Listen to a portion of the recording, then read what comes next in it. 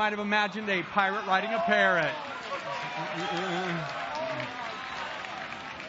We're exciting about his abilities. We're exciting about a pirate, of course, having the ability charge. Because that's as it should be, as you've already discovered my inclination towards pirates. But it's also a great example of the types of characters that you're going to see participating in the Argent tournament. Or the Grand Tournament, coming from the Argent tournament. So we have Sky Captain Crag, but we don't just have minions participating in the Grand Tournament. Of course, we have new spells. So I thought maybe I'd show you a new Hunter spell that we have going.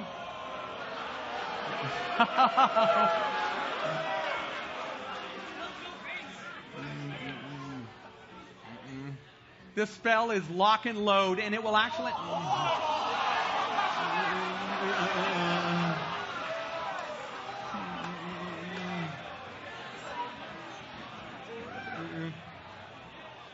It's a super fun spell because it makes you play Hunter a little bit differently. You're sort of waiting for the big turn where you can just draw tons of cards. So it's an interesting twist in how you're playing Hunter.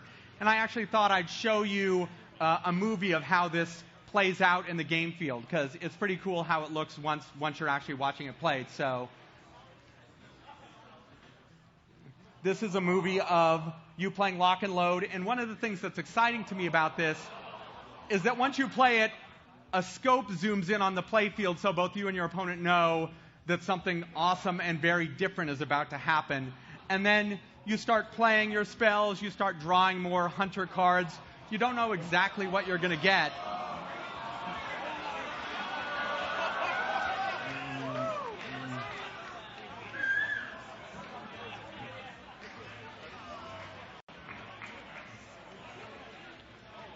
So, this is awesome. So, we've talked a lot about some new characters, like a new spell and a new character that's part of the Grand Tournament. But really, one of the things that's going to be super interesting about this is the new mechanics that are involved. What's going to be the thing that's going to sort of tie this all together from a mechanical point of view? And we talked about a lot of different ideas of what we could be doing. And when we talked about it, we really liked the idea of settling on heroes are a big deal in the Grand Tournament. Less focus on heroes. So maybe what we want to do, and this is in fact what we did, is focus on the heroes and the hero power. So you're going to see a ton of new cards that are going to affect players' hero powers.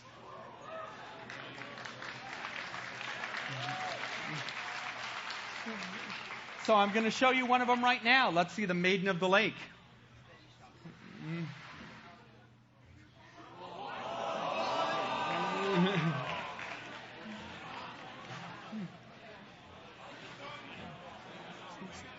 So the Maiden of the Lake is awesome in that she's hard to get rid of. She's a character you'll have recognized from the Argent tournament. So again, we have Argent tournament characters and these new characters from the Grand Tournament theme of things.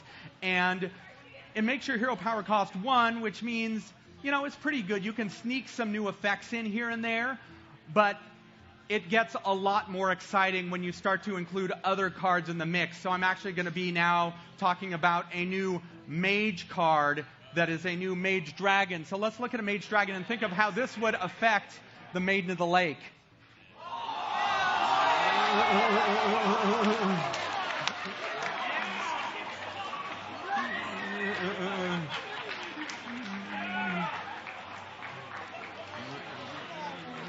So you can really see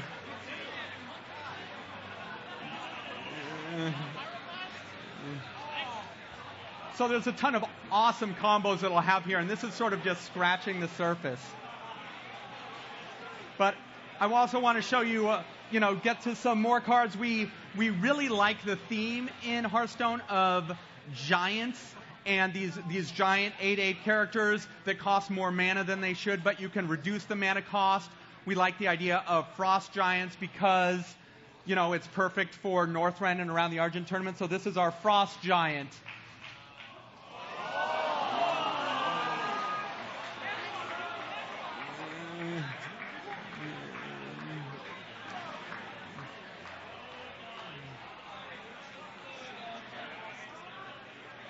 So the frost giant is awesome.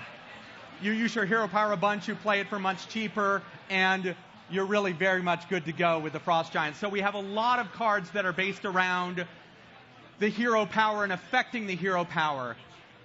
But when we talked about this expansion, we talked about, is this enough? Because we wanted to maybe have, we talked about maybe, should we do a new keyword in this expansion? We've never really done that before. You know, and we have some keywords that appear on the characters sort of as traits, or on the minions as traits. So, you know, we have Death Rattle on some of our minions. We have activated abilities on some of our minions. You'll see them in the bottom of the minions.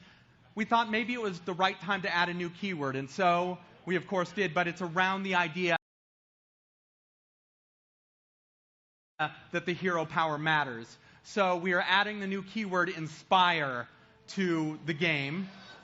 And what it means is when you see inspire on a card, or when you see that flag on a minion, it's going to have a power that is going to activate every single time you use your hero power. So it's going to be really interesting how that plays out. So I can show you sort of just our simplest one-drop example, the lowly squire, and he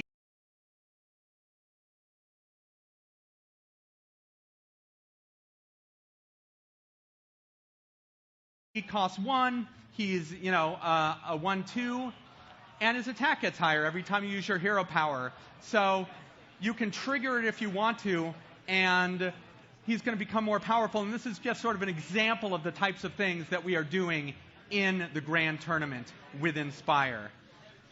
One of the things we're actually really excited about, though, with the Inspire keyword is since we put this Inspire keyword on so many neutral minions, that there's actually a ton of different combinatorics that you are all going to get to play with, because if I play the lowly squire or one of the other Inspire minions and play it with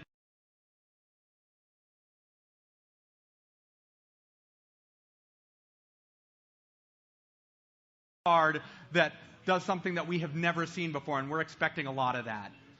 I probably should show you one of our big characters that has Inspire, so I'm going to show you Sarad.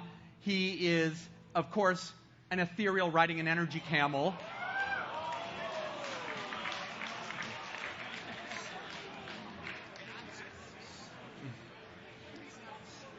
So there's some really exciting things you can do with that.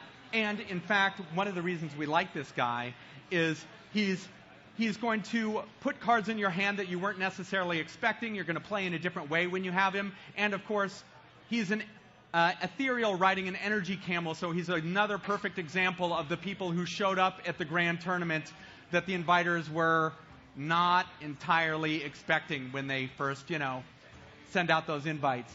So another awesome character for the Grand Tournament. So those are a bunch of the characters for the Grand Tournament, but as a whole, it's important for you to guys know like how many cards are coming. So there's over 130 new cards.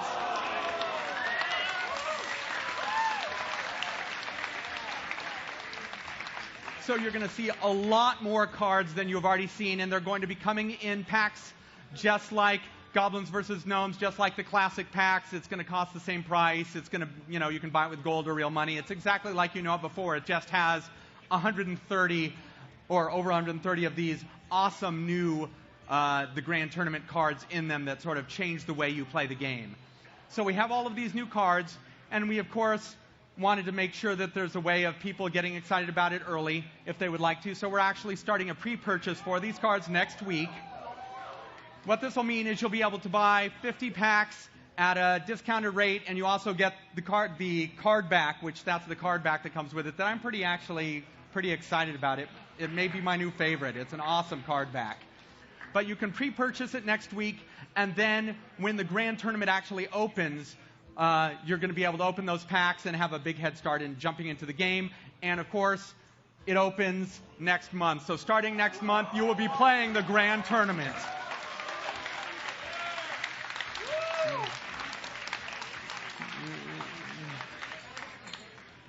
So those are the cards I have to show you. But there's still a lot of exciting stuff to come because we actually have some players that a lot of you undoubtedly know who will be playing matches with not only the cards you've seen here, but a bunch of additional cards from the Grand Tournament that you haven't seen yet. So I'm going to throw it back to Rachel, and she's going to take you to the next step. So thank you so much for coming and listening to us talk, and thank you for coming to this fireside gathering. It's been awesome having you all here. And here's off to Rachel. Thank you so much. Thank you so much.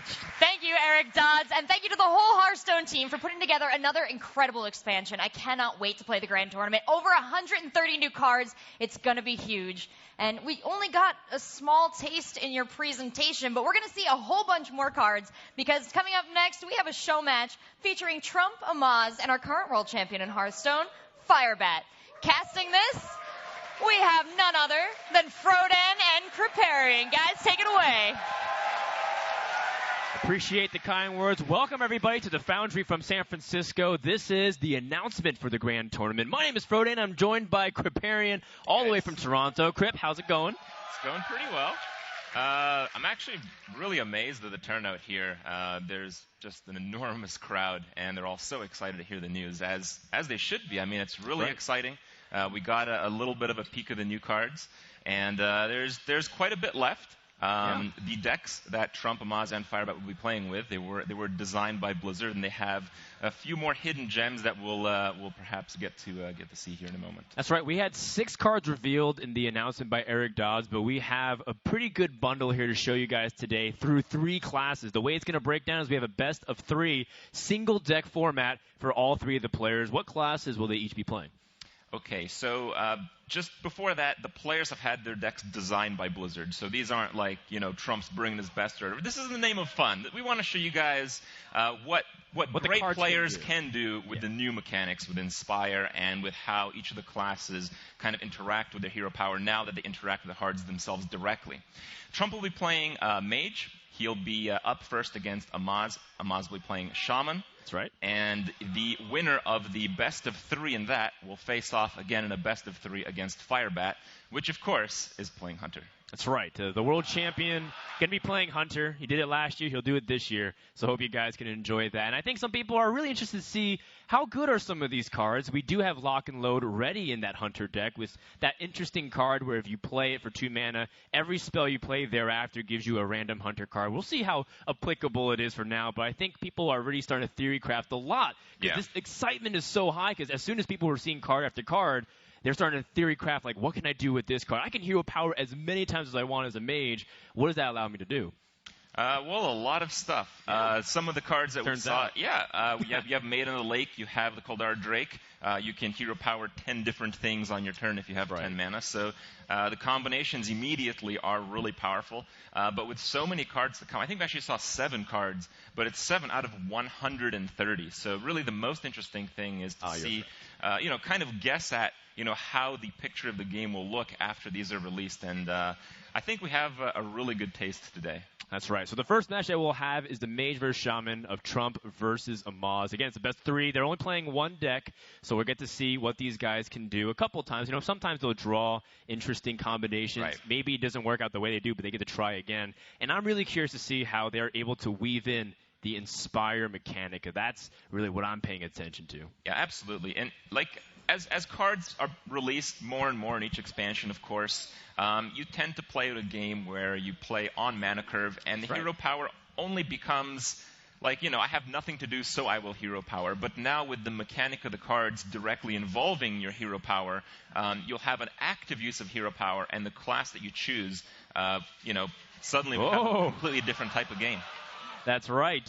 What's interesting, too, about the Inspire mechanics is you already saw one of those interesting cards. We'll talk a little bit more about it. But usually hero powering is a sign of bad news. Right. It's like, well, I have to use this because I have no other options, or inefficiency. I lose some of the important tempo of my momentum coming into the game. But in this scenario, it felt very cool that Blizzard was going to focus on it, especially since some of those cards, they felt like it required some setup, right? You need to play it. You need to be able to get some time to gather it so your strategy can work out over the course of multiple turns as opposed to trying to make something happen right here, right now. Exactly. And from what we saw already, the lowly Squire, Now we have 2 Squires on 1 right. mana. The Lowly Squire, you can play him on turn 1, and you can use your hero power to basically deal with any 2-drop. So he substitutes for a 2-drop, and maybe get a little bit out of control. Oh, we have some new cards here in Oz's hand. We have something called the Totem Golem, although I can't see the description of it. Go ahead and pull it up. The Totem Golem apparently is a 2-mana 3/4 minion that has an overload of 1. So a lot of people criticize early and it's game a drop. totem. Oh, it counts as a totem. There you go. It's also from the Totem Tribe. The Totem Tribe. All right. Yeah, that's obviously a great 2-drop. I mean, with GBG we had a 3-mana 3/4 neutral card, and that really blew people away. Now we have it on 2 mana with Shaman. Shaman just keeps getting just amazingly powerful threats on mana curve. Yeah, and I think a lot of people often feel like Shaman struggles when they don't have the ability to seize the board early, and that's going to be a very key card to handle rush decks. So I'm looking forward to it. But already an interesting choice. We have the Kodo Rider, which Inspire summons a 3/5 War Kodo. So every time, Crib, you use a hero power, you get a 3/5 Kodo. So this is basically like a card that's a must-kill on the board. Yes. Yeah, and obviously you'd want to save it until you can hero power, otherwise this may be a bit too vulnerable, so it's kind of like a turn 8 play. It's certainly a win more card, but maybe you can tempo up with protecting it with some cheap taunt creature, something like that. You know what's really great is one thing that I know a player who's very well known for analyzing cards, maybe getting a little salty, is Raynat. He always talks about how it's really important to be able to have win conditions that aren't 9 mana, 10 mana. Right. You can have cards. Grim Patron was one of them. In this case, Kodo Rider is another way for decks to have lower curve win conditions. Yeah, and it's also neutral. Oh, wait, hold on. We have Effigy Secret. What was that? When a friendly minion dies, summon a random minion with the same cost. Now that is interesting too, because that has the same effect as Recombobulator. Is that not? Yeah, it is. It is a Recombobular effect, but it also triggers kind of like Duplicate. So, what can you really expect? I don't know, man. At this point, I think anything can happen because with a random minion, you're able to go outside the classes once again, which feels like Mage's specialty at this point. You have Unstable Portal, you have Effigy, and now it's like you can pull any card from any deck in Hearthstone, basically. Yeah, cards that work well with the Recombobulator are often ones that have a lot of value in their Battle Cry effect, and in other cases when they are kind of like Giants, when they have cost reduction. So cost reduction cards are going to work really well with Effigy. Oh my goodness! We have... Wait. Okay, so this card, the Fallen Hero, improves the Mage Hero power to 2 damage, making it like the Hunter Hero power when it has the Stormwheel Needle Sniper, as well as the Steamwheel Sniper. The Steamwheel Sniper, as well as That's the right.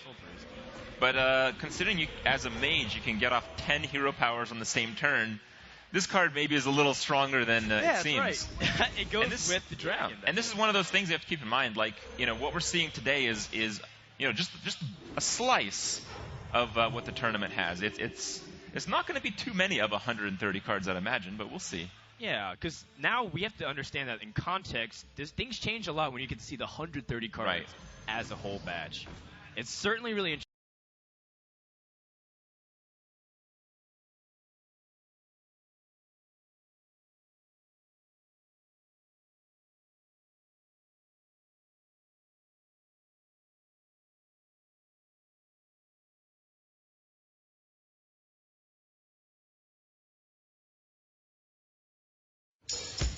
Коли один тук зустрічається з другим, а начинка опиняється між ними, виходить новий суперснек. Тук-сендвіч. 2 хрусткі крекери тук з апетитною начинкою всередині. Тук-сендвіч. Начинений смаком.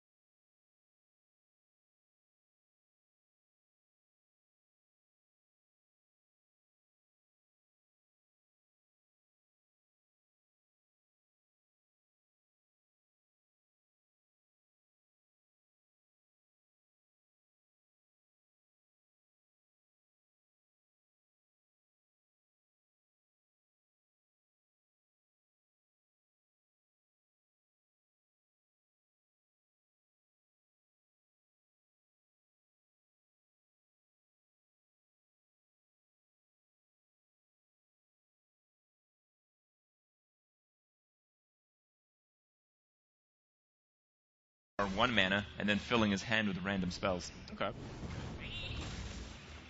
Seems like he has opted instead. Otherwise, Frost Giant finally comes into hand, and we see that it costs 8 mana, will allow him to play it this turn. Remember, Frost Giant costs 1 less mana for each time you use your hero power this game. It's also kind of a fun card. I feel it's one of those guess cards. It's like, I wonder how many times I use hero power this turn. I think it's 7. Yeah. And, it's interesting, too, because it's one of those things that require planning a lot over the game. Yeah. All right. Well, Amaz opts to get a 3/5 with his totem for 2 mana. That's pretty good value, but I have a suspicion that card is not going to make it through his next turn. Yeah, I would say it's a high priority removal indeed. Although, I'm curious, is there any additional things to that Kodo at all? Any stats, any tribes, any effects you think? No, I don't believe so. We can see that it's an original art, so it's not like the Hungry Kodo that eats up 2 or less attack minions. I believe it's just strictly a 3/5, but a 3/5 does a pretty good job of cleaning up. Yep. All right, so it looks like we're going to... Well, this is where we normally see Sarad be able to add a spell to the hand, but I suppose right now, even Hearthstone wants to keep it a mystery. It's not... They don't want us to spoil everything just yet, Crip. Yeah. I'm not actually sure what's happening. Yeah, so my anticipation is potentially that the card here just may have misregistered. Okay. We can just flip POVs. Not a big deal. We there he is. It actually happened. He's right there. Yeah, it definitely happened. And Amaz got one of his own. And Mage seemed to have picked up Wrath from the Druid class and Mirror Image. And Mirror Image, that's right. Those are 2 cards that aren't very useful, but Wrath can be pretty versatile in this. Right. So Amaz can do a Sarad totem play. He can create a totem with the totemic, but if you play Sarad, you definitely want a hero power in the same turn. Okay. A lot of these minions are... Oh, wow. I would say that's a 1 mana fireball to the face. Maybe. It's a very educational card, I heard. Yes. You learn a lot about the game. Oh, yeah. The one time you learn about it is probably the last time that you'll ever have to learn. All right. Well, we do get to see all the spells that were produced that we didn't see earlier. We have the Wrath. We have the Mirror Image, as you mentioned. I just want to see some hero powers fly, really. I think there should be a gentleman's agreement to just hero power and leave each other's Sarads up from this point on. That's what I would like to see, because I think just to wacky explore what's in the game now. Yeah, I say why wait for the Cholin video in 6 months? Let's have it today. Yeah. All right, 1 spell here. Thought Steal. As if he needs more cards. Yeah, he's not don't belong to him. He's not going to be able to play that out this turn too well. Mass Dispel. Now, remember, the Drake allows him to hero power as much as possible, and thank goodness that they finally start keeping track of where those cards originate from, because I would not be able to keep up. Well, that Eye for an Eye might yet... Oh, nope. He does go for the ping face. Wow, he just in case it's Eye for an Eye. I believe it could have been Repentance. It could have been Repentance. And he has Savagery, which he only clogs his hand, so he's going to go ahead and use it. Yeah, he's going to go ahead and drop that.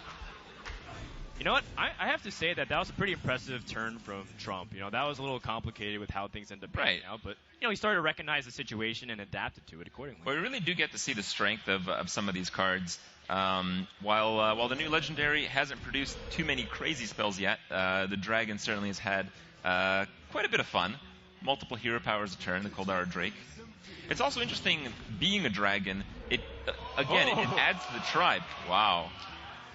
You know, it's flashy, but there's still a big threat on the board. Remember, you can hero power as much as you want as the mage. That's right. If he draws May in the Lake, that means next turn he can effectively wipe the board effortlessly. Well, with Amaz dropping more than 5 health worth of stuff this turn, hero power is not going to deal with it. Trump's going to have to use some of his actual cards. But he's going to get some more. That's right. Well, I guess right now it's just it's a kid in the candy store. What does Trump want at this point? I think he wants some more spells. All right. Let's start it off here. Cone of Cold. Wow, well that's a pretty good acquisition. I mean, he already has the big brother of Cone of Cold with Blizzard. That's right. And that's smart too. He doesn't want to get too greedy, because you can overfill the hand with spells by hero powering and maximizing the effect, but you burn the card as well. Yeah, these cards that have a lot of hand interaction are also very complicated to play because it's very difficult to anticipate how you'll play them in the next few turns. Yes. You know, when you're dealing with just your one turn now, it kind of makes sense. But when you want to consider what you'll do next turn and the turn after that, it allows for some really high-level play. All right, well, Maz is going to dig deep in his deck. We saw another card there that we didn't see prior to that. Yeah, that is the Draenei Totem Carver. Oh, say that 5 times fast. No, just the one will do. Just the one. So it's a 4-mana 4/4 with a battle card to get +1/+1 for each friendly totem. And there are 8 totems, apparently. Right. So that can get quite a big buff. You can have only one of each of the hero power totems out, unless you like panda them back or do something crazy like that. Right. But you can have as many as you want the other ones. So ultimately, this is kind of like Frostwolf Warlord. Right. Just gains a buff on. Yeah, but playing it on 4 is really nice. So. Understood. Well, I mean, Maz might not get a chance to because there's a lot of damage coming the other way. And it looks like he drew his Neptulon at the moment. And Neptulon is really cool because it gives you a lot of cards and refills your hand, but does he have enough time to do something like that?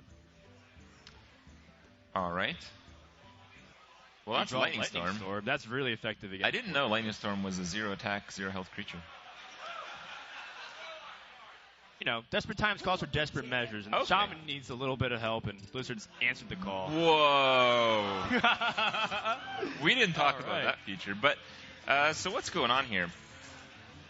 Well, I think Shaman is in big trouble, Crib. He is in big trouble, but he's going to have a pretty big Draenei Totem Carver coming up. Assuming he can live that long. Oh, but he did manage to wipe the board, though, with that Lightning Storm, which was key. But that card advantage, and that's what something like the Sarad can do. It can generate the card advantage in situations where it's really tight. Mm-hmm. You never know if you draw the one removal piece for a big creature, and then you end up having it survive, and it brings you back into the game. Yeah, one of the win conditions when you're playing a control deck against anything but a combo deck is just drawing or creating a lot of cards, because that makes it so you just are very unlikely to win because you haven't answered anything played. That's going to be really useful to Emperor Thorson to reduce a full hand like that. I heard that card is pretty good. It's rather effective if used in a full hand, especially when you have cards that draw more cards and give you more synergy with it as well. All right. Well, those are some pretty good Murlocs. Small ones and a War Leader is really as good as you can hope for. Do you think if he has such a full hand that even Cold Light Oracle wouldn't be bad? Because sometimes you don't really want Cold Light Oracle because you help your opponent draw.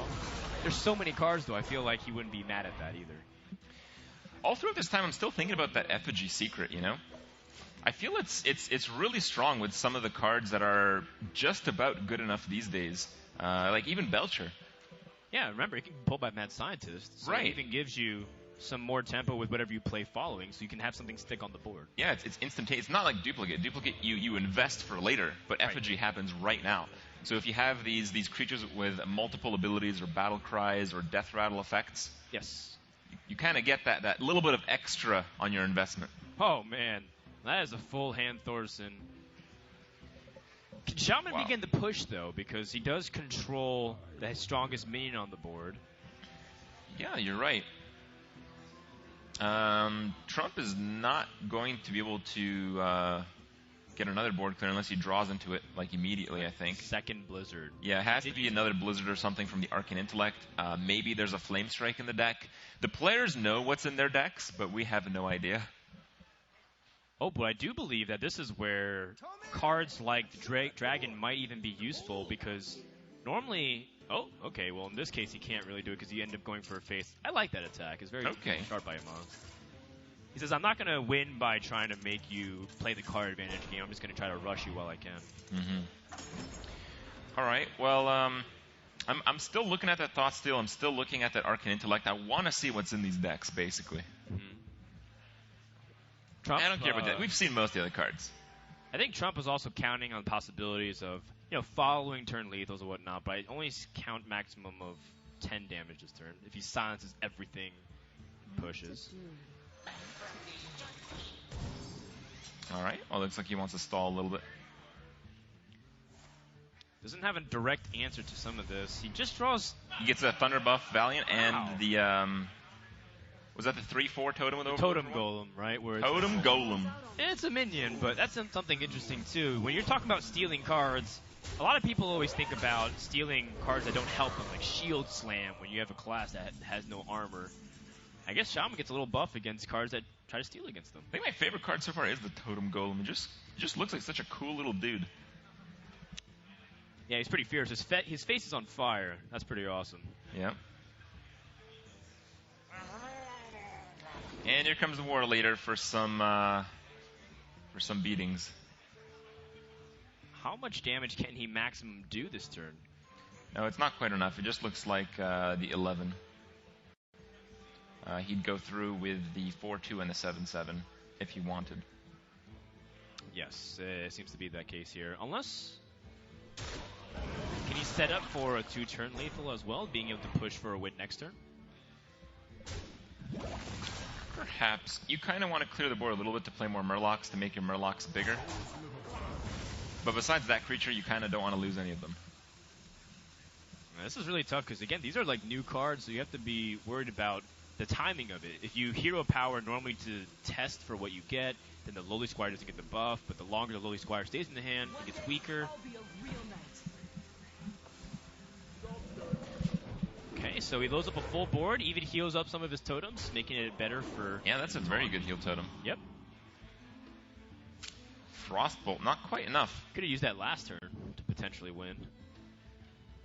Well, what do we have here? We have a handful of It's normally hard to guess when you have like 10 discounted cards to begin with, but now we have 10 discounted cards, including new cards, including priest cards. Yep. And we had some other shaman cards earlier. There's another effigy. Yeah. And again, the creature on the board is a great target for it. That's true. It's a 5-mana minion. It's a 5-mana 3/3, so when it dies, you get an actual minion, and you took advantage of the battle cry already. Right. Generally speaking, that might turn into an average of 5 attack, 5 health-ish around there. Yeah, there's always decimals in those, but yeah, I have no idea what they are. I just rounded up. Yeah. All right, well, this is an answer to the Neptulon by frostbolting it, right, giving him one more turn. So Neptulon goes down. A lot of the damage is down now. And the Totem Golem. That's right, and that's why it's friendly totems only. Otherwise, if you got buffed by all totems, this game can get pretty out of hand quickly. Another Kodo Rider. That's a great spot for it. What I think Amaz is really looking forward to is, let me try to get the name here. It's that Thunderbluff Valiant. And we know there's one left in the deck because I believe Trump thought stole it. So the Inspire effect is to give your totems +2 attack. He's got a lot of silenced totems. This is often a problem when you're trying to play as many minions as you can each turn, because they just take up dead space. That's a good point. You know, sometimes the totems can be completely nullified of an impact, especially like taunt totems, for example. You silence that, you can never get the taunt totem again until it dies. And then we can finally have an opportunity to buff those totems to fight back. The funniest thing is, Trump now has the Caldara Drake, and he also has the Thunderbuff Valiant, and he also has a totem, the Totem Golem. That's right. So if he develops those creatures, he can actually buff his existing totem by 10 attack. Oh, he gets the taunt totem too. That can be pretty critical to protect his. It's a 7/7. Yeah, looks pretty powerful. I like how a lot of these cards are really powerful in certain situations, but if you compare it to, Frostwolf Warlord, Frostwolf's a powerful card, but, it's not, like, super overpowered. Mage's out of cards, by the way. Oh, how about that? And Amaz was calculating this and potentially the way he can kill his opponent if he starts taking fatigue damage as well. Interesting. Well, that's probably why the Arcane Intellect stayed in the hand so long. That makes sense. Makes a lot of sense. So what Trump has in his hand is all he has to work with, but it is pretty powerful, assuming it can work out the way it is. He has that combo of Maiden the Lake and the Dragon, which is, the most appealing combo, but not always. It's just that 7/7 is so threatening right now. Yes. Especially because he doesn't have a way to directly remove it, as far as I see. I think one of the most interesting plays might be the Sneeds, just because it's such a gamble for Amaz to kill it. But if Amaz does kill it, it still can be a big problem. Sure. Makes sense. Well, in this scenario, Trump can only ping once with his hero power, but the next turn, if the Maiden survives, might have an opportunity. And this game's gone so back and forth here. This is exactly what the Shaman wants to do in this position, because it can finally draw into some cards that exercises board control. Although it's missing that really important key card that you were talking about. Yeah, the buff the totems. Yes. If there was some totem buffing going on, he'd still be 2 damage short of lethal. He would be. But he's going to try to fight for board by just using the Kodo Rider. Yeah, this just sets up a massive threat on the board. Taunt Totem. It's pretty awesome here. I think Ahmad's just trying to stall out as long as he can. He knows that if he wasn't dead last turn, nothing new is going to kill him this turn. Yeah. Because there's no more draws. His opponent had 7 damage on board. Could he have used like Fireball to kill him? And I believe that Maz is also familiar with Trump's deck in its entirety. We didn't want these players to be thrown out in the dark completely. Be like, well, I have to play around 700 cards. I'll be familiar with the 30 cards. So the players are far more familiar in the decks than just about everyone else, actually. Yeah. Now, I don't know if Trump was anticipating that Amaz would go the Fatigue Shaman route, but this is what the game has come to at this point, and now he has to adapt. But I don't know how much he can fight for the board if that keeps spawning 3/5. No, it's not. His totem gets buffed here, see? Bam! 5 damage. Oh, that's right. So Trump can stall it as well, but the problem is that he's the one that's taking fatigue damage that keeps ramping on up. So he's the one on the clock. And the funny thing is, Effigy is particularly awful right now. In fact, Duplicate seemed pretty good. But he couldn't play us. I think he valued board so that he can get as much time as possible to end it. So here comes Maiden of the Lake. Of course, the Maiden of the Lake ability does not stack. It sets your hero power to 1, making it so you don't have an infinite damage combo with the Koldara Drake. No. Well, I think Amaz really wanted to value the Taunt Totem as well. It's a good point, though. The hero power is only 1. It can't be reduced to 0 as far as we know. Yeah, so far from the cards that we've seen, the only new infinite damage combo is Sorcerer Apprentice, Lock and Load, and get Arcane Shot every single time. Yep. Arcane Shot, Arcane Shot, Arcane Shot. It can happen. Yeah. I'm sure it's going to happen sometime. Off of a Pilot Shredder, it's very realistic. Yeah. Because the Pilot Shredder can drop that Sorcerer's Apprentice. Alright, Sneeds comes onto the board here, and Effigy almost ensures that something will stick onto the board, and I have a hard time finding what Amaz in 1 card can do to turn it around. That does not seem like it can do enough. Certainly not, considering that he needs to buff the totems and not draw off of it. And I think Amaz realizes what time it is. Trump managed to take a very nail-biting game here and be able to wrap up the first game with a win. Trump comes 1 game closer to attempting to defeat the Hunter of the World Champion Fireback. Right.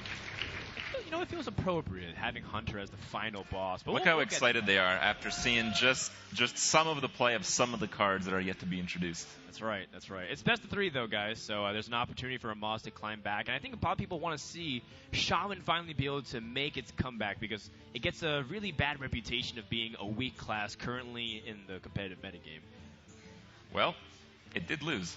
Well, it lost, but I think it showed some promise here, like where you can build the board. Because right now, again, these are pre-made decks, and we get to see some of the cool synergies. But I think as you develop Shaman more, I'm really excited to see what can continue to come out from all these totem buffs, all these board-centric strategies. Yeah, the Shaman in that game almost had it. Amaz was playing the key cards that get out of control, but it just seemed that they were being played in a position where he was a bit too far behind for them to stick on the board more than the first turn. And that's really the winning situation that needs to develop, and it didn't quite make it there. Similar game, but it seems like without his deck kind of works a little bit better without that much of a requirement. How much of an impact was the Sharad staying alive for multiple turns, being able to draw 4 or 5 different spells? Do you think that was the key factor in influencing it? Because it seemed like Trump had a million resources up against Amaz. Right. So Trump's deck seems to be a little bit slower, a little bit more controlling, and it may have a hard time finding that lethal.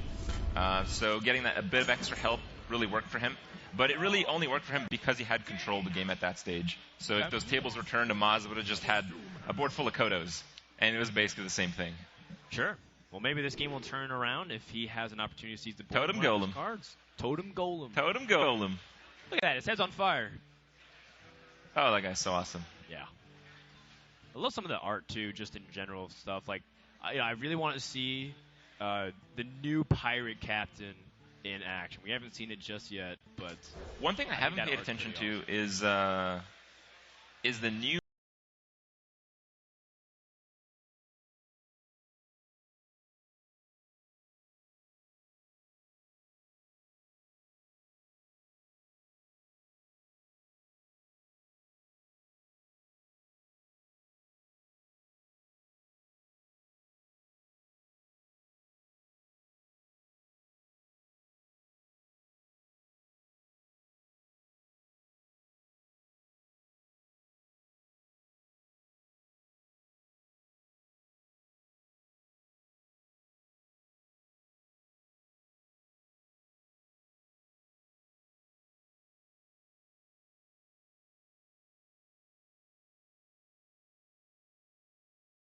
Hearthstone players know is a reasonable play for turn 2. And that Frost Giant gives Amaz even more incentive to hero power as the time goes. Frost Giant is a very interesting card that we were talking about how, it kind of fits in some decks, but maybe not really. Yeah. Oh, Totem Golem. Look at that. So he opted to pass his turn and get another Totem Golem anyways without activating the Overload charge. Pretty good stuff. It's amazing. So we have the Totem Golem, we have the Mana Tide, we have the Vitality Totem, we have the Flame Tide. I guess those are the 4 castable totems at this stage. Maybe there'll be more. Wow. Well, I'm looking forward to see if we have more, but look at that aggressive strategy. Amaz not even willing to protect his 3/2 minion, opting to force his opponent into an awkward trade. Well, he did see that Trump kind of struggled to clear his board in the previous game. Trump had the Blizzard, he had the Cone of Cold, but that doesn't actually do that much damage, and that is, much further on in the game. Now, Mane in the Lake here is played similar to the Oasis Snapjaw in a sense, just like a lot of board control early on to fight the early low curve minions. Yeah, the Oasis Snapjaw, surprisingly to some, they might be surprised to know that's actually an okay card, like in Arena. Wow! Oh, that is classic Amaz. Totem Golem, boys. He came to play. He came to play indeed. He came to win. Well, this Maiden in the Lake is not going to do much. In general, a Snapjaw or a Maiden in the Lake often does okay. Let's see what effigy pops out. Wow. That's terrible. Not exactly what he was looking for. He was hoping for something that could fight back on board more aggressively, but it still ends up trading for a couple minions on board. And it's still reasonable value. Like, he invested 3 mana in the effigy, if you think about it. And for 3 mana to get a 2/5, that's a Druid of the Flame. It's not bad. Yeah. Not bad. There's definitely worse 4 drops out there, too. Right. If you get, like, Baron Rivendare, it's a 1/7. Like, what are you going to do with that card against an onslaught of 3/4s? Sneasel Shredder. Yeah. That's what he's going to have to hope for if he can live that long. Yeah, there's no way it would, though. Oh, Loot Hoarder would have been pretty decent, too. Okay. Well, Trump ends up going for more card advantage, but I don't know if Amaz is planning on taking the slow at all, because he's about to drop his 3rd Totem Golem this game. Maybe more to come. Not to mention that Lowly Squire gets buffed again. This is starting to snowball a little bit. I can sense some aggressive Shaman strategies coming out, perhaps in the next couple of months when this drops. Amaz plays a little bit more in... Oh, he doesn't because he has the Heal Totem. I was thinking he plays a little bit more into Blizzard, but he doesn't need to because it's only 5 mana, and again, he has the Heal Totem, which makes it so he has a very strong board position. Zerg... Oh, my! That's next turn. That's right. So this turn we absolutely cannot overload, so we're basically playing nothing, I suppose. Well, yeah, although it is the best to drop that minion just for the tempo, but at the same time, what's really interesting, too, is that your board gets a little too full, so you have to be careful to manage your board from expanding too much, otherwise you can't hero power. Right. I kind of like hero power here. Hero power makes the Squire into a 4/2, and with the 1/1 totem, it trades fairly well. Good point. You kind of want to keep the totems, but yeah, what can you do? Yeah. Sometimes also, you're going to lose some. Something to consider, too, is Shaman already is a class that wants to manipulate the type of totems that they get, so you have to think, do I want to trade the totem in first and then hero power, or do I want to hero power and then trade it in? These kinds of strategies is what makes people love the class. Well, just if you guys are wondering, Amaz has 5 totems on board. That's right. And the Thunderbluff Valiant in hand. Oh, no. Can't do it anymore next turn. Well, I guess originally he was going to try to go for that Savage Roar type play, but in this case, he says, you have to have a Blizzard or else I'm just going to kill you anyways. Well, I think he's actually... Oh, he does have lethal. He has 1 over lethal on the board. 13 damage, and that should wrap it up. I don't believe Trump has any way to survive unless Amaz, for some reason, gets bluffed out of his mind here by that secret play. And I can't imagine it happening. There it is. Shaman takes a game, Crib, and evens up the series. It's really Totem Golem that took the game. Don't mind it. A victory lap with the Lightning Storm, and you're right. 3 Totem Golems surviving since the first... I mean, look, none of them died. They all survived. They all survived. I'm really liking this this new creature archetype. I mean, a lot of the existing tribes in Hearthstone are like kind of good. They just need a few more cards. Totem kind of works because there's already totems in the game for Shaman, and you can manipulate how many you want on the board at any given time, so they don't need as many.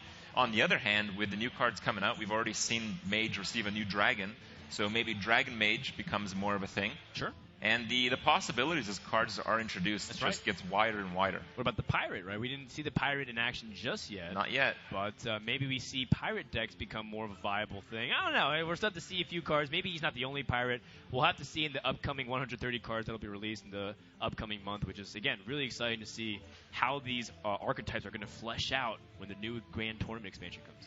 Yeah, and it's going to be a very interesting month. I mean, next month is not that far away, and it's in 8 or 9 days. Last time I checked, it's in the beginning of August. Well, I don't know if it's going to be quite that early, but even in the worst case scenario, that's when Blizzard customers starts being a little worn down because people are like, it's August 1st. What do you mean the Grand Tournament's not out? I mean, even in the worst case, we're probably going to see 3 cards a day on average from here on out. That's right. In fact, I believe that's what the Grand Tourney website you saw is, because they want the opportunity to vote on some cards and be able to see how things go. Yeah, absolutely. You guys should absolutely check that website out and see as many updates as you can. Sure. Oh my goodness, look at this. 2 lowly Squires in the opening hand with the Totem Golem. Oh, the double Squire play. That's 2 2/2s on turn 2. That's right. I don't think the Squires are feeling that lowly after they get buffed a couple times. They just become upgraded to 2 drops. Well, in the last game, we saw the lowly Squire hit 4 attack, which is not often a breakpoint of a 1 attack creature. Nope, not anymore at least. A year ago. Yeah. There's a Fallen Hero again. The Fallen Hero again, giving your hero power 1 extra damage. I wonder how that works if a priest gets it. Does it heal a unit for 2 and then hit it for 1? You know what? I feel like it has to do with similar to how the dynamic works with Organized Soul Priest. Like, it doesn't necessarily give, or not Organized Soul Priest. What's that card that that doesn't give you buff to hero damage if it restores health? For example, like Valen's Chosen doesn't increase the power of healing much. It only increases the damage you deal with like healing. Does that make sense? Yeah, like kind of like spell damage. Yeah. So I think that's what it has to do with the hero power. That's interesting. Maybe not. I'm curious, actually. Well, we'll find out as time goes on, but the most important thing is now we can finally utilize it and shoot down the second Lowly Squire. Yeah, well, we know for sure it'll work with Hunters. I mean, Hunters have a hero power that does damage. Yep. Having a hero power that does the same amount plus 1 would probably work, I'd imagine. I'm sure it works with Shadow Form. Yep. Interesting stuff. Now, people don't regard the Steamwheel Sniper as that crazy of a card. It's not awful, but it's just that Hunter doesn't play that type of game. Not yet. But Mage does kind of play that type of game. It can. Mage often has a lot of defensive builds that it can go for. Here we see the Maiden of the Lake. Again, we talked about Turtle a little bit, but the Totem Golems happened, so we kind of lost track. The Maiden of the Lake, the new Turtle with the new ability of a 1 mana hero power. Again, usually to make this play work, the Maiden Lake often deals very well with the drops before it. As you can see, it'll kill the 3/2 very easily here. but you kind of have to play a big creature the following turn for your creature to kind of work and for you to maintain board control. That's right, because then you start hitting the 4 attack minions, the 5 attack minions that you can't really compete with. Exactly. Duplicate on the Fallen Hero. 3 damage. That's 3 damage hero power. Those do stack. And those do stack. That's right. So I'm just waiting for the montage of like having 6 of them on one board plus a Maid in the Lake and just machine gunning for like 8. Well, you have to have the Koldara Drake too, right? So you have 5 of them, Koldara and the Maid in the Lake. Right. Okay. So the maximum is 6 damage per hero power. Right. Okay. Still sounds pretty ridiculous if you think about it. No, it's balanced. It's totally balanced. Maid in the Lake allows him to play Nexus Champion Sarad and draw a card, and draw a spell with a hero power. Yeah, I do like the idea of Fallen Hero also getting 3 damage and sniping the 2/3. That's right. It's more of a play for board control, and it looks pretty fun. I'm hoping that works. He also could just do the same thing with Frostbolt, but then he messed up the rest of this curve. So this turn is a little bit awkward. Some choices. Does Trump want to value more of a curve, or do he want us to value more of a board control? Because you can squeeze into hero power for 1, leaving you 1 more mana if you go for 2 Fallen Heroes. Mm-hmm. Now, it's interesting that his deck has Acolyte of Pain. It kind of makes your hero power worse against your own creatures, which often is an asset in Mage. Right. You don't want to kill your creatures too much. You want to enrage them by 1. You want to draw 1 card with 1 damage on Acolyte. All right. Well, each player has their own Maid in the Lake. And Frost Giant, again, it's kind of very difficult to assess a deck that would work well with it. But it seems like if your deck will work well with Maid in the Lake, hero powering for 1 a turn is often a tempo play, where usually your hero power is not at all a tempo play. And if it is a 1-mana hero power, it's just so convenient just to pop it out all the time. And if you're doing that, well, Frost Giant's a good card. Yeah, there's going to be instances similar to how if you had almost a full hand, you would tap with a Mountain Giant on if you had the Warlock class, so that you can make it slightly cheaper and fill out that 1 extra mana you have. There's going to be instances of that, especially because he has 2 Frost Giants. There's going to come an instance where he can tap his hero power and drop both of them for cheap. All right. Well, Trump's still thinking about his options here. His hero power is still 1 mana. I believe he had 2 Maiden Lakes out at the same time, but again, the effect does not stack. You cannot have a 0 mana hero power from the cards that we know exist in the game to this point. I wonder how long Trump's going to hold on to that Sarad. Now, it is one of the most appealing plays based off of its effect, but at the same time, he can build the board reasonable and try to keep it safer so that Sarad can be a game-winning play. So every turn you can keep hero powering, draw cards, impact the board. Right. So if you're winning by enough, it just gets out of control as it did last game. And Amaz with 2 Frost Giants here that now cost 5 mana apiece. Slowly but surely, we're climbing that ladder of making the Giants really cheap to play. All right, we goes with 1. Frost Giants are really cool creatures in World of Warcraft. In Wrath of the Lich King, you often had to do quests with them, quests against them, and it was just very awesome to interact. That's one thing I really like about Hearthstone that I guess I haven't mentioned enough recently, that, as a World of Warcraft player, it's so fun to relive some of the moments just a little bit here and there through the sounds, animations, and playstyle of the cards. See what spell's being drawn here by Sarad. A demon okay. Well, a little awkward. Well, maybe not. I mean, last game it would have been great. Yeah, I guess the totems. Yeah, if you start losing, it's suddenly an excellent card. And there's no way to directly answer that Sarad, which is problematic because that means more cards are going to be drawn. The Thunderbluff Valiant was drawn, but there's no totems to really buff here. Yeah. Well, it would work off of itself. I believe the Thunderbluff Valiant, if you play him and play a totem, the totem would be buffed after it's summoned. Makes sense. Otherwise, for 7 mana that you're investing, you're only getting a 3/6 plus a couple of totems. It doesn't feel that powerful. All right, looks like Amaz goes with the double totem play for the Draenei Totem Carver. Yeah, make its own, small mini giant, restore a little bit of health. Let's see here. This is one of those instances where maybe that Demon Wrath is actually pretty useful. What do you think? Demon Wrath would allow him to trade somewhat favorably. If he wants to clear the board, he'd have to lose his Sarad, which doesn't seem like Yeah, the best idea. He already has Sarad and Maiden. Why not just go for... Now he has 3 pings. Yes. Yeah, that's pretty nice. 3 pings allows him to kill off some of these minions that are pretty big and help him trade up. You know what we need right now? We need an Innervate. Ooh, Innervate would be great. So you have 2 chances to try to get it. Eviscerate! Oh. Wow! I have no words to say. Maz is just absolutely disgusted with that outcome. Yep. But for us, it is our entertainment. I love it. Trump goes for the freeze play again to try to solidify his position on the board. And right now it is solid. Amaz did not draw an answer for any of that. Nope, he's got Lava Shock, but he's going to need a lot more lava in order to take this down. Yeah, it needs a lot more lava than that. He is able to threaten a bigger board with the Giant, but in the last few turns, Amaz has lost board more and more each turn.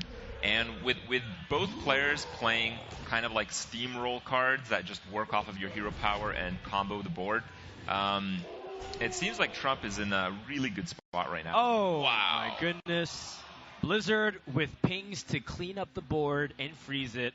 I think this is the deciding point. I commend Shaman for trying, but it doesn't look like it's going to be able to turn it around. Perfect. I don't even think you need a polymorph. I think you just leave it frozen.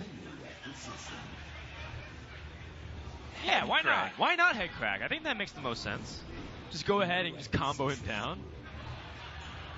Yeah. Upgrade. I'm ready. Because not enough face-to-face damage. I like it. Yep. Recycle. Now that's interesting. I think we might be able to see Recycle play for the first time on stream. I think we've seen it once or twice, but not much more than that. Oh, there's a Coda, but again, these cards are so good, but only if they don't die immediately, which they will. Right, and this is the holy trio of the cards that were revealed. We have the Dragon, which allows you to ping as many times as you want for cheaper because of the Maiden, and you get spells every single time you use it. Yeah, the icing on the cake is the Fallen Hero that we're missing. If there were a couple Fallen Heroes in play with a hero power doing 3 for 1 mana. Yeah. You're correct there. You can really see how much you can scale your hero power throughout Trump's games so far. All right, well, I think it's time to see what else we can get here. I'm having a little bit too much fun with what some of these cards. Unfortunately, Amaz is dead. Yeah, exactly. You can just play some of the stuff out. Hellfire! But that kills off his own Sarada. So I guess we're going to keep that off limits. I'm really hoping Trump goes for some BM play here. Yep, I'm looking for Otherwise, it's disappointing. Head crack. I want him to upgrade for the win. Can we do that? Amaz yelling. Are you kidding me? No, you're not, Amaz. No, we are not. All right, well, looks like the conclusion of the game. Trump is going to be able to take that series and go on. And Mage is going to have to defeat the Hunter in the finals as Firebat, the world champion, awaits. I have to tell you, Firebat was feeling pretty confident this morning. Yeah. Yeah, Firebat's Hunter, I don't think fears any deck right now. It's a class of its own. At least being able to adapt to its strategy, the hero power seems really universal. Yeah, I mean, right now we've seen the Inspire mechanic, we've seen these cards come out, and all of them kind of give you an extra incentive to use your hero power. As it turns out, being a hunter, you already have a very good incentive to use your hero power. That's right. That's right. You want to kill your opponent as fast as you can. That's right. As little cards as you can. So we'll have to see how that kind of ties in together, and maybe we'll see some crazy stuff. That's right. And we'll see some new cards, too, because it's a new deck. We did have these players end up picking one class and one deck here, so they weren't able to switch. It wasn't as if, Amaz stuck on Shaman and he had the option for his favorite class, Priest. Right. He had to play Shaman, Trump had to play the Mage, and right now we have Firebat stuck on the Hunter. Stuck on the Hunter, I guess, is not a very good way to put it. I think he's very happily, Hunter. Yeah, very happily on the Hunter. They will be playing again, just as we saw those games. He will be playing against Trump. It is going to be, again, best of 3. Sure. And hopefully in these best of 3s, we'll get to see a whole bunch of goodies. That's right. Hope you guys have been enjoying it. I think my personal favorite card has to be the Sarad. I think we've been seeing some really fun stuff. Yeah. Just because you know that there's going to be a million highlight reels that's going to be made from the wacky scenarios. And just when you think you've seen it all, A month later, you're going to see another player where you're like, no way. Like, I can't believe that happened. Someone's going to calculate the odds of 0.0001% of it happening in that exact scenario, that sequence. I'm a fan of the Totem Golem. You like the short and sweet 3/4 for 2 mana with an overload? He's just cool. And I'm having a tough decision between the Totem Golem and the guy that makes the Totem Golem 1 out of 8 times. Oh, the Tuskar Totemic is what you're talking about. Tuskar Totemic. Yeah, you know, those cards, and I think it's the inner arena player coming out here, because we know you love Arena Crypt, is you're talking about the value off the minion. Turn 2, 3, 4 just seems like it can defeat almost anything. We're talking about Shield the Mini-Bot being an efficient card. That card's also super efficient, too. Well, it would kind of trade for it. Yeah. Yeah. But being able to trade up very well and be resilient, too. That's right. You get that. You threaten that 3 damage, and you can survive maybe a board a little bit better. A lot of advantages to a lot of these new cards. All right, well, Trump will rotate to the challenger seat. As you can see, he's taken a Maz's place, and Firebat will sit in his stead. Instead of him, and be able to go into Hunter versus Mage to go into game number 1.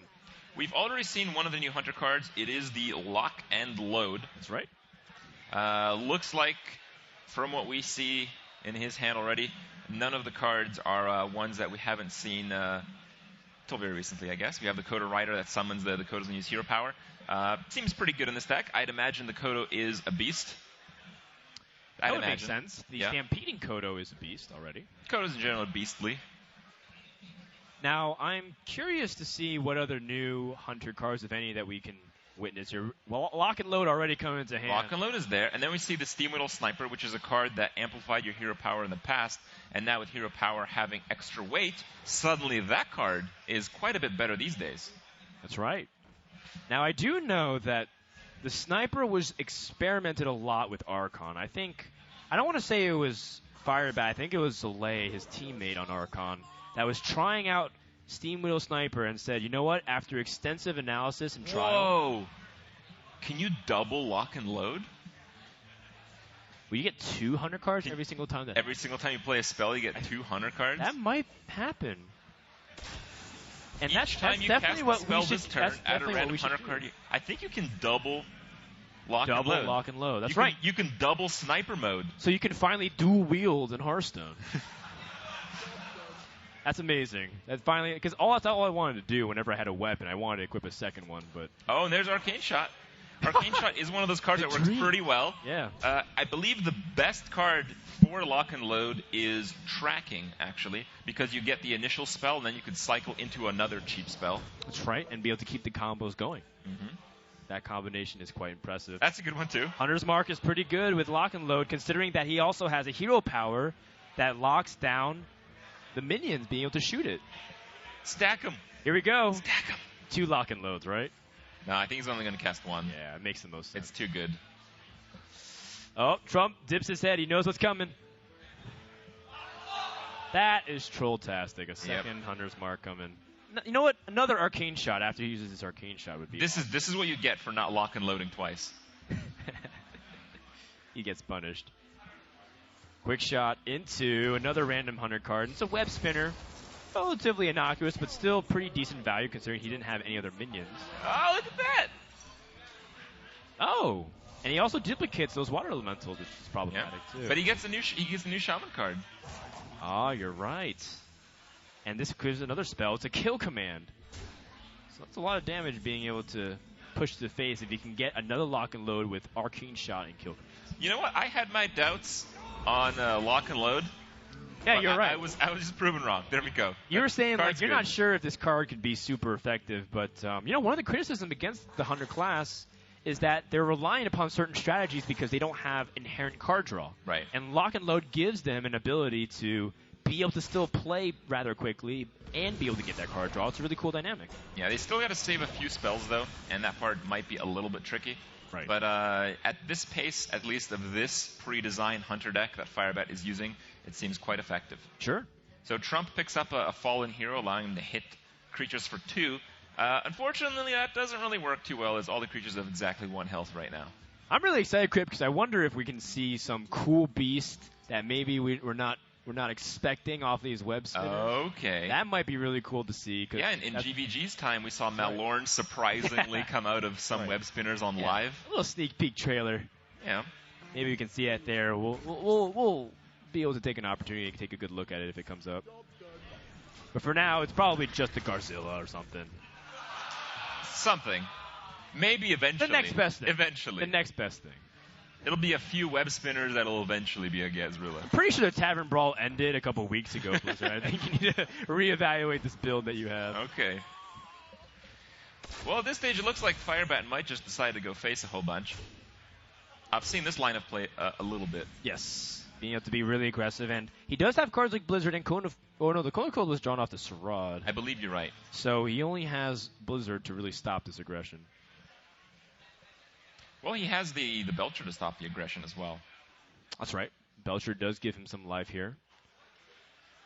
And it's always so scary to pop out a trap, or a secret rather. We call them traps for Hunter because they're all kinds of traps. Right. But the secrets from Hunter are really scary, although we do know that I believe these are all the secrets relative to the deck, right? I don't think there's actually any new secrets that we're seeing in Hunter right now. Well, we'll probably find out. In terms of the deck here, he has to kind of find out what's going on here soon. Yeah. Trump decides he's not under too much threat at 17 health. So he is playing the Water Elemental. Okay. Oh, it looks like he just wants to double pop the secrets. Sure. Perhaps there's not enough variety of secrets in the deck for both scientists to get value. Oh, but he's wrong. Secrets. There are double secrets. Yes. One of them is Explosive Trap. As you can see, it's not playable. You can't double overlap your secrets. And that impedes lock and load a little bit. Yeah, because now he only has one spell. Yeah. But I'm sure that'll pop fairly quickly. Plus, he might gain a nicer turn if the Web Spinner produces something of mid to late game beast. Yeah, I'm a fan of being able to see some of those late game beasts that you don't normally get to see. Garzilla being one of them. Mm-hmm. One of my favorites also is the Tundra Rhino. Love that card. Unfortunately, not seeing much play just because a little too slow for Hunter's tastes. Man, Firebat is playing to win. Woo! That's a good Hunter right there. Yeah? Being able to be aggressive. I mean, his hand's not looking very sharp otherwise. He's going to have to be very reliant on lock and load in order to have a high impact. So he's waiting for an Explosive Trap to come. Trump is playing creatures that are pretty hard to kill because of their high health, but they don't do much damage, and Firebat is at 30 life while Trump is at 13. So... You got to believe, Crip. You got to have the Sarad pull a healing touch from the Druid class and heal you back up 8. Why stop there? Why not go Tree of Life mode? Tree of Life. We got to go full circle and just heal and start the game from 30 life each. I mean, with the Maiden down, your hero power only costs 1. You could actually hero power and immediately play Tree of Life as well. It's true. Well, one of them's more expensive. You have to get the other one out, but yeah, this is the victory charge for Trump, but does he have enough time? All right, a little bit of the old still. We have the Eagle Horn Bow coming here, really effective with the traps. Still though, like the bow alone is not enough to get through the Belcher. So I don't even know if it's really worth. Do you think he lock and loads in you shots? You the cannot. Water Elemental or no? No, you'd have to do that afterwards. Fair enough. I mean, at 11 life, there's some chance Trump might not even attack into your face. That's true. We also have to see what beast comes out this Web Spinner. That's a good one. Oh, is it my accident? Yeah? That is a good one. Well, I mean, I was hoping to see it's a new card. really hard to remove, and 2 damage is quite a large chunk of Trump's 9 remaining health. But you can keep that weapon frozen for one more turn, unless he's going to be able to do it again. And I like this opportunity to get a big game-changing spell in the next turn or this turn. Next turn. Next turn. We'll have to wait a little bit. Yeah, he's afraid of the Water Elementals not being able to keep it frozen. Okay. Well, yeah, that Kodo's pretty good. He's a 3/5. If you hero power, you get another 3/5. And you're getting him closer to dying. Right. I mean, even if your hero power is not that great, you just played 2 3/5s for 8 mana and got a free hero power. Nope. Here we go. Fireworks time. Explosive Trap. Let's see it. 2 chances at some miracles here. Just more damage would be good. Wow. He's 2 off lethal? Almost. That's kind of hilarious. Okay, so you quick shot for sure. Oh man, more spells. Deadly shot's a little awkward, but now it's now or never. I just like to remind you guys, lock and load reads each time you cast a spell this turn, add a random hunter card. Right. It just so happened that he just got a ton of spells this game. Yes. That's right. It's not It's not just spells. It can be minions too. Yeah, it's pretty unlikely to chain off of itself. It's a priest card, but not able to be enough. In fact, if Trump just attacks into the, if he just attacks into, yeah, that's a heal bot. That's a heal bot. That's a heal bot. No, Trump, you attacked into it. Oh no! What a disaster! That's a little embarrassing. That's okay. Firebat didn't even know what to do. Trump's won enough tournaments recently that we can forgive him a little bit. He's got a few buys. The crowd is rioting, though. That was really awkward. Yep. I mean, the fact is Trump had the right answer at the right time and ends up getting attacked into the explosion. I was saying in the middle, right as I actually believe Trump BM'd us. He BM'd us? Yeah. Because he had the draw. It's like the miracle. He can do it. And then he crushed our spirits. That's right. He wanted to just really leave us hanging there, right? Okay, I got you. Well, Trump, don't worry. You get another chance, although it might be your last one because it's the best of 3. Yeah. Now, I'm not sure if he'll be as fortuitous as he did last time, getting the heal bot at the right time. But now we know that there are tools in the deck for him to fight back against the Hunter. Yeah, while the deck is slow, the heal bots and, of course, some miracle randomness that's possible from some of the new cards that we saw might enable Trump to win some games against this pretty fast Hunter that we're seeing from Firebat. Yeah, absolutely. I have no words to say that what we just witnessed here, Crip. But you know what? It's all in the name of showing off what the cards do. So we found out today that Explosive Trap kills you on your turn. So you're welcome to anybody who's about to make that mistake on ladder. Trump did it first so that you don't have to. All right. Well, they are about to get ready here.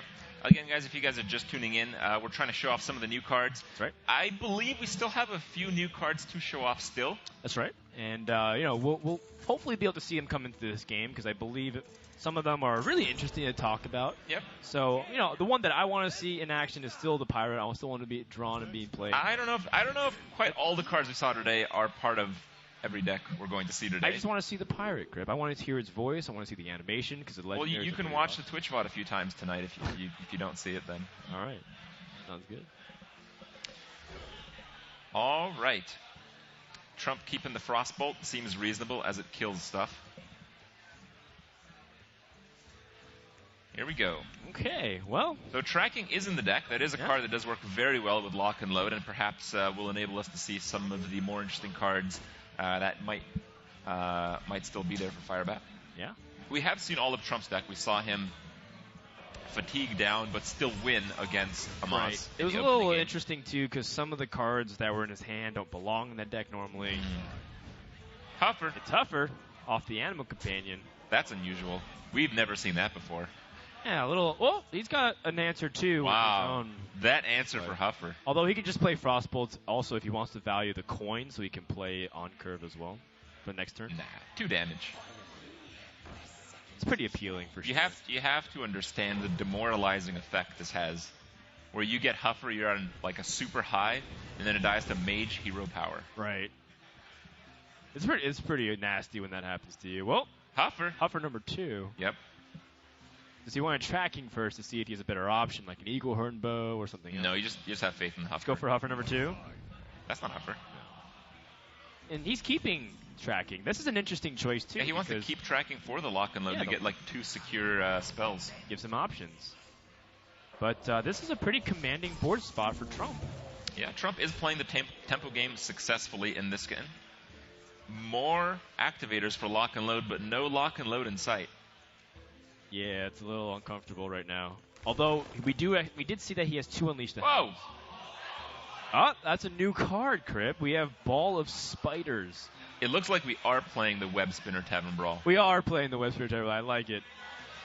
So this is a 6-mana spell that summons 3 1/1 Web Spinners. Yeah, so it might not look... It doesn't look very impressive. It doesn't look too impressive. But you were telling me that you think this card actually has some pretty decent value. Right, so generally the test for whether a card actually completely sucks is if it's decent in Arena. And I'd argue that it is. It's a 6-mana 3/3 that draws you 3 beasts. And just any beast is just about a card in Arena. Like if you get a Raptor, which is not a very good beast, it's still kind of like drawing a card because that's the kind of card quality you have in Arena. So a 6-mana 3/3 that draws 3 cards is pretty good. It's just in Constructed, the Raptors aren't quite as useful. Or the River Crocodile. Right. Or, maybe another Web Spinner just to slow you down even more. Right. So it doesn't seem too strong in Constructed, but maybe. Well, for now. Yeah, we have so many cards yet to be released. Yes. And, things can certainly change. All right, well, now the Drake finally gets dropped, allowing him to hero power as many times as Trump desires. But I can't imagine that staying up too long either, considering that there is the Hunter's Mark. It's too bad Lock and Load didn't get drawn this game. This would have been an excellent game for Firebat to get that card. Oh, yeah. Certainly. So let's see what spell comes out here. I mean, what if he gets Lock and Load off of this spell? This hero power. He can. Come on. There's no way that's happening. Almost. We got the right department, but just 2-mana Hunter spell. Yeah. All right. Well, Firebat is in a commanding position again. Yes. He is a little bit behind on the life battle, but that battle is not really one that Trump is playing. And this is something where, again, Hunter normally struggles if it's low on cards. It's almost all in on the board. Like, what it has in front of him needs to win the game, but Sarad gives him more chances and more opportunities to lock it. Absolutely. All right, well, I think you just hero power and see what you get. Another 3 damage removal would be excellent. The really interesting thing about Sarad is it creates lethal opportunities that are very unlikely seen. So, right now, like off the top of my head, I have no idea how many spells there are in the game. Right. But after Sarad is introduced into the game, people are going to know that there's like 143 spells. Right. And like professional players are going to know that like 17 of them or something do 3 or less damage for 2 or less mana. Right, so you can calculate. And this is some of the odds that you often calculate. For instance, people when they play like a piloted Shredder, sometimes you know that you need a Doomsayer or a Sheep to win the game. And if you know you have like literally a 2% chance to win that game, you're going to make that play.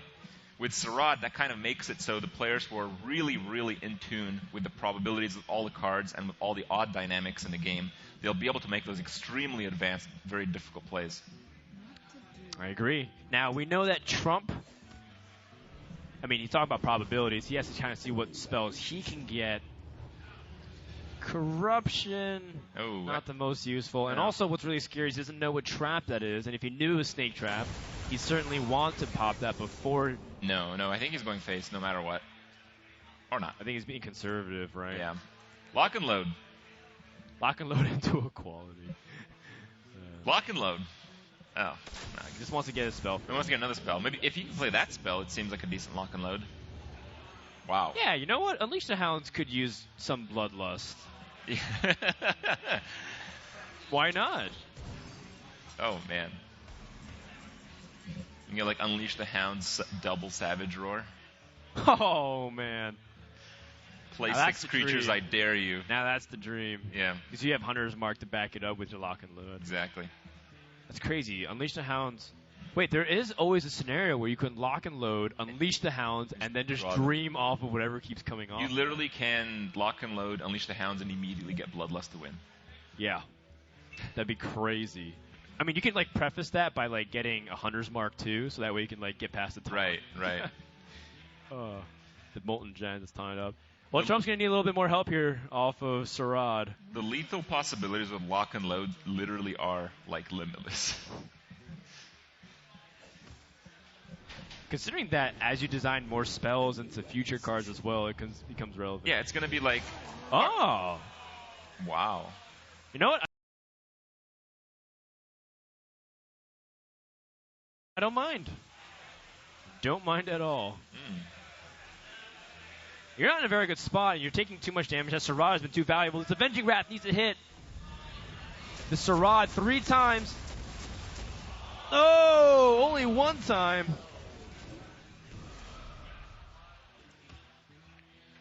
is an opportunity for Hunter to end the game. All right. So hero power first. Yeah, you always want to hero power first. You want to see what you're going to get. Right now he needs 4 more damage, I believe, to end the game. There you go. Seems good. Yeah, you know, just another day in the office for the Hunter class.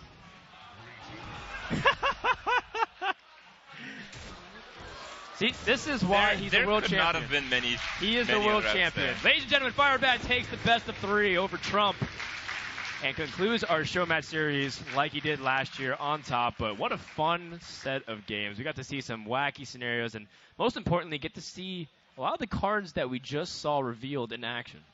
Yeah. I mean, I'm really happy to see so many cards. I can't wait to see more cards. And, of course, we will be able to.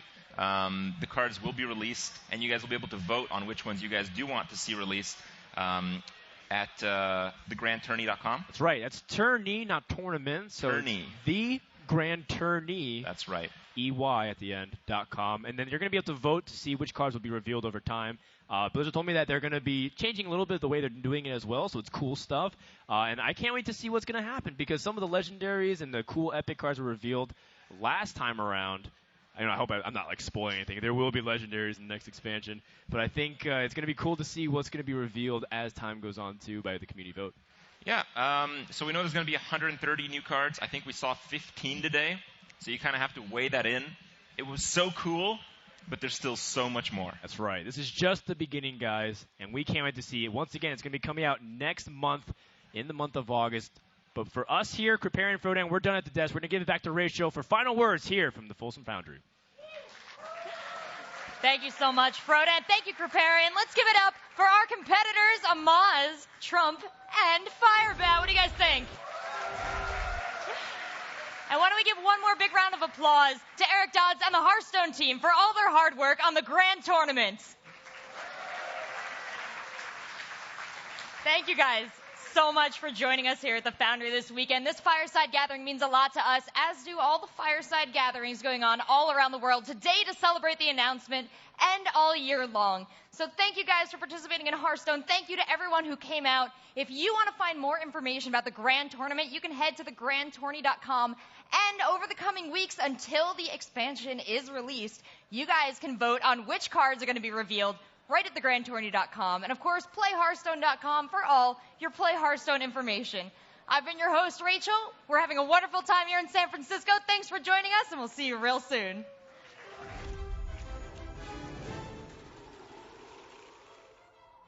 From east to west, heroes are sent, seeking glory in the greatest of events. There are knights on noble steeds, those who will bring them to their knees. There are monsters to test their mettle at every turn. Legends will rise based on their merits. There's even pirates riding parrots. It's the Grand Tournament.